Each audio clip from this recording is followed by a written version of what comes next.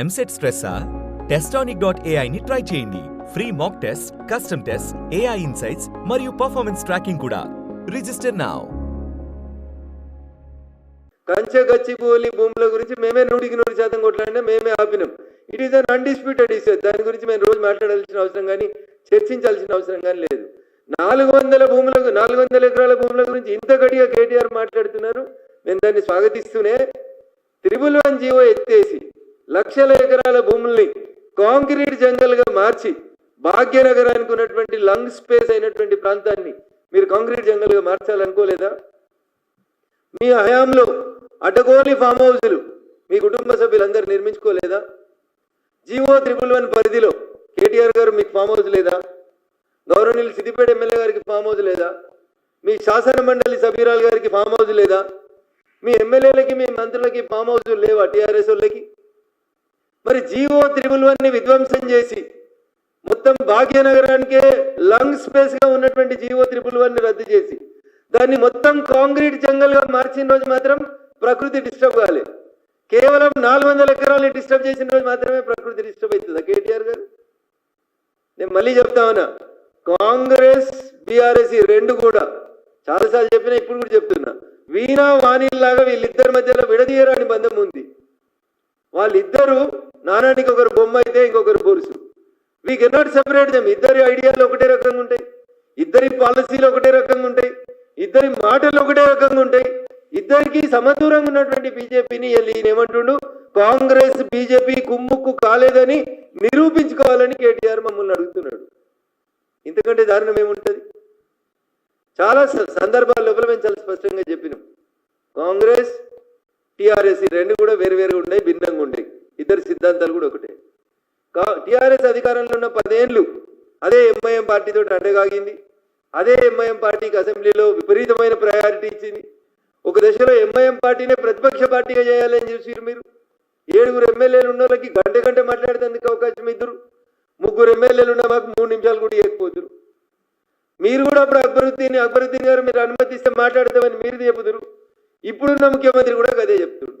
ఒకవేళ అక్బరుద్దీన్ ఓవైసీ గారు అనుమతిస్తే నేను తెలుగులో మాట్లాడతా అని చెప్తున్నాడు. అందుకనే మీరు అధికారంలో ఉన్న 10 సంవత్సరాల్లో కూడా మీరు చేసిన అవే పొరపాట్లు ఇవాళ అధికారంలోకి వచ్చినటువంటి కాంగ్రెస్ పార్టీ రేవంత్ సర్కార్ కూడా అవే పొరపాటు చేస్తా ఉంది. తప్పని విమర్శించడంలో, అధికారంలో ఉన్నటువంటి ప్రభుత్వాన్ని విమర్శించడంలో మాకు ఎట్లాంటి ఇబ్బంది లేదు. ప్రజల గొంతుకగా నిలబడతాం, ప్రజా సమస్యల పట్ల బరాబరి మాట్లాడతాం. మీకు నచ్చిందా నచ్చలేదా నాకు సంబంధం లేనటువంటి విషయం.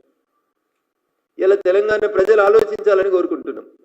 జీవో 111 పరిధిని ఎత్తేసి దాన్ని కాంక్రీట్ జంగల్గా మరో భాగ్యనగరాన్ని ఆక్సిజన్కి దూరంగా చేసేటువంటి కుట్ర చేసినటువంటి టీఆర్ఎస్కి ఇవాళ 400 ఎకరాల గురించి మాట్లాడడాన్ని నేను తప్పుపడతలేను. కానీ నీ వీపు నీకు ఎందుకు కనబడతలేదు కేటీఆర్ అని అడుగుతున్నా.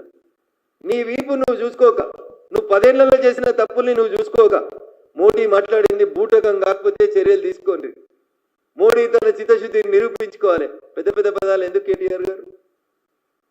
మేము కూడా అనొచ్చు కదా. మరి ఈ రాష్ట్రంలో ఉన్న కాంగ్రెస్ గురించి మాట్లాడుండ్రి, ఢిల్లీ గురించి ఎందుకు మాట్లాడుతున్నారు? ఢిల్లీకి మీకు ఏం సంబంధం? మీకు ఒక ఎంపీ కూడా ఇవ్వకుండా మిమ్మల్ని సున్నాకు పరిమితం చేసిరు కదా ప్రజలు. మీరెందుకు మోడీ గారి గురించి మాట్లాడుతున్నారు? పొద్దున్న లేస్తే మోడీ గారి నామజపం లేకుండా మీరు ఒక రోజైనా ఏమన్నా మాట్లాడుతుర్రా? మీరు కానీ మీ ప్రెస్ మీట్లలో కానీ మీ ఎక్స్ పోస్టులలో కానీ మీరు మోడీ గారి గురించి మాట్లాడచ్చు, మేము కేటీఆర్ గురించి టీఆర్ఎస్ గురించి మాట్లాడొద్దా? మేము మాట్లాడిన దాంట్లో తప్పుంటే చెప్పుండ్రి. జీవో 111 ఎత్తేయలేదా మీరు? నేను మళ్ళీ అడుగుతున్నా, మీకు ఫామ్ హౌస్ జీవో 111 లేదా కేటీఆర్ గారు? కేవలం 10% మాత్రమే కన్స్ట్రక్షన్ చేయాలన్నటువంటి జీవో 111 ఎత్తేసి దాన్ని కాంక్రీట్ జంగల్గా మీరు అనుమతులు ఇచ్చుకుంటూ పోలేదా? ఫామ్ హౌస్ లేని ఎవరికి జీవో 111లో? కేటీఆర్ గారికి లేదా? హరీష్ రావు గారికి లేదా? కవలకుంట్ల కవిత గారికి లేదా? ఇంకెంతమంది ఎమ్మెల్యేలకు ఉందో, ఎంతమంది మాజీ మంత్రులకు ఉందో ఒకసారి లిస్ట్ ఇవ్వమంటే ఇస్తాం. జీవో 111 విధ్వంసం జరగాల్సిందేనా? పర్యావరణ సమతుల్యత నాశనం కావాల్సిందేనా? 400 ఎకరాల గురించి సుప్రీంకోర్టు మాట్లాడుతుంది, మేము మాట్లాడతాం. మీకేం సంబంధం ఉంది?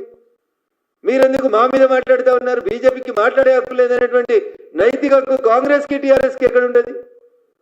We are fighting for the cause, we're fighting for the people.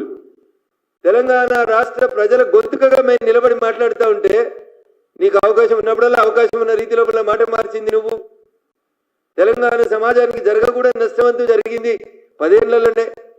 మీరే మున్సిపల్ మంత్రి కదా కేటీఆర్ గారు, నేను ఒక సూటి ప్రశ్న అడుగుతా. స్ట్రాటజిక్ రోడ్ డెవలప్మెంట్ ప్లాన్లు ఉన్నటువంటి ప్రాంతాలలో రింగ్ రోడ్కి ఎక్కేటువంటి సర్కిళ్ళ కాడ 50 ఫ్లోర్ల పర్మిషన్ ఇచ్చారు. మీరు ఎట్లా ఇచ్చారు కేటీఆర్ గారు? ఏం లేదా దాని వెనకాల మతలం? రింగ్ రోడ్ ఎక్కే దగ్గర నానక్రామ్ కూడా చౌరస్తాలో రింగ్ రోడ్ సర్కిల్ కాడ పైకి ఎక్కే దగ్గర లెఫ్ట్కి 50 ఫ్లోర్లు, రైట్కి 50 ఫ్లోర్లు పర్మిషన్ ఇచ్చారు మీరు మున్సిపల్ శాఖ మంత్రిగా. మీరు అనుమతి ఇచ్చిన హైరైజ్ టవర్లలో ఎక్కడైనా 10 చెట్లు పెట్టింది చూపెట్టారు మీరు. మీరు ఎక్కడ కాపాడిరు పర్యావరణాన్ని? సో కాబట్టి నోటితోటి నవ్వి నొసలితోటి ఎక్కిరించేటువంటి కార్యక్రమాన్ని కేటీఆర్ గారు మారుకోవాలి. భారతీయ జనతా పార్టీ మీద, నరేంద్ర మోడీ గారి మీద మీరు ఇట్లే మాట్లాడితే మేము తప్పకుండా దానికి జవాబు చెప్తాం. మీకు ఇబ్బంది అనిపిస్తే మేమేం చేయలేము. రఘునందన్ రేవంత్ని కాపాడుతా ఉన్నాడు. రఘునందన్ రేవంత్ని కాపాడాడు, కేటీఆర్ని కాపాడాడు. రఘునందన్ రేవంత్కి ఎంత దూరమో కేటీఆర్ కూడా అంతే దూరం ఉంటాడు. మీరు అధికారంలో ఉన్నప్పుడు చేసిన తప్పుల్ని కూడా మొదటి నుంచి ప్రశ్నించింది మా దుబ్బాక ప్రజల ఆశీస్సులతో.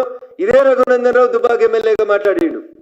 నేనే కదా ఎమ్మెల్యేగా మొట్టమొదటిసారిగా అసెంబ్లీకి అడుగుపెట్టిన రోజు మీకు మీ నాన్న ఆ రోజు ముఖ్యమంత్రికి గుర్తు చేసింది, జయ జయ హే తెలంగాణ జననీ జయ కేతనం. ఎందుకు తెలంగాణ జాతీయ గీతంగా, తెలంగాణ రాష్ట్ర గీతంగా ప్రకటించలేకపోయినని అసెంబ్లీలో మొట్టమొదటి రోజు అడిగింది ఎవరు? రఘునందనా కేటీఆరా? అప్పటిదాకా 7 ఏళ్ళు అధికారాన్ని అనుభవించి తెలంగాణ ఉద్యమ సమయంలో వాడిన జయ జయ తెలంగాణ జయ కేతనం అనే గీతాన్ని మీరు ఆ రోజు అసెంబ్లీలో ఆలపించకపోతే ఇదే రఘునందన్ ఆ రోజు మీరు అధికారంలో ఉన్నప్పుడు అడిగిండు. ఇదే రఘునందన్ ఇలా రేవంత్ కూడా చెప్పిండు 400 ఎకరాల హెచ్సియు భూముల విషయంలో మీరు తప్పు చేస్తున్నారని. అందుకనే మేము పోయినాం, అడ్డుకున్నాం, ఆపినాం. దానికి పొద్దున్న లేస్తే భారతీయ జనతా పార్టీ ఎంపీలు ఎవరో ఉన్నారు, 10 సార్లు అడిగినాం మేము. అందరు ఎంపీలు అడిగారు, దమ్ముంటే నీకు కాదనైతే ఎంపీ పేరు బయట పెట్టమని. ఈరోజు దాకా లేదు. మళ్ళీ వారిని చెప్తా, మళ్ళీ ప్రెస్ మీట్లో చెప్తాను, మీరే దాటేస్తా ఉన్నారు. అందుకని మీరు మమ్మల్ని ఏ రకంగానైతే విమర్శించి బదనాం చేయాలనుకుంటున్నారో జనంలో, దానికి ఖచ్చితంగా భారతీయ జనతా పార్టీ నుంచి సమాధానం వస్తుంది. వినే ఓపిక శక్తి ఆ భగవంతుడు మీకు ఇవ్వాలని కోరుకుంటా ఉన్నా. ఎందుకంటే భగవద్గీతలో చెప్పినారు, ఇవ్వాలనే దాన్ని యునెస్కో గుర్తింపు వచ్చింది. ఒకసారి చదువుకో కేటీఆర్ గారు. చెప్పినా కదా మధ్యలో ఎప్పుడు చెప్పిండు, ఏమైతుంది జైలుకు పోతే యోగా చేస్తా, వాకింగ్ చేస్తా, పుస్తకాలు చదువుకుంటా. యునెస్కో గుర్తింపించింది భగవద్గీత. ఇంతకాలం చెప్తావు కదా నాస్తికుని, నేను చదువుకున్నాను. ఇలా చదువుకో, ఇప్పటి నుంచి చదవడం ప్రాక్టీస్ చేయి. చేస్తే మంచి జరుగుతుంది నీకు. భగవద్గీత నీ జీవితానికి సంబంధించి ఎప్పుడెప్పుడు ఏం చెప్పిందో కొంచెం అన్వయించుకో, బాగుంటుంది అని చెప్పి కేటీఆర్ గారికి సందర్భంగా తెలియజేస్తూ, మీడియా ఉందని, సోషల్ మీడియా ఉందని ఏదో చేస్తామని చెప్పి ఊక దమ్ముడు ఉపన్యాసాలు ఇస్తే, నేను మళ్ళీ చెప్తున్నా కేటీఆర్, నువ్వు 2007లో జై తెలంగాణ అంటే రఘునందన్ 2001లో జై తెలంగాణ అన్నాడు. నువ్వు ఒక్కటంటే మోడీ గారిని, భారతీయ జనతా పార్టీ నువ్వు ఒక్కటంటే 4 వినతందుకు సిద్ధంగా ఉండు. గాలి మాటలు కాదు, వాస్తవాలనే మాట్లాడిపోయేందుకు మేము సిద్ధంగా ఉన్నాం.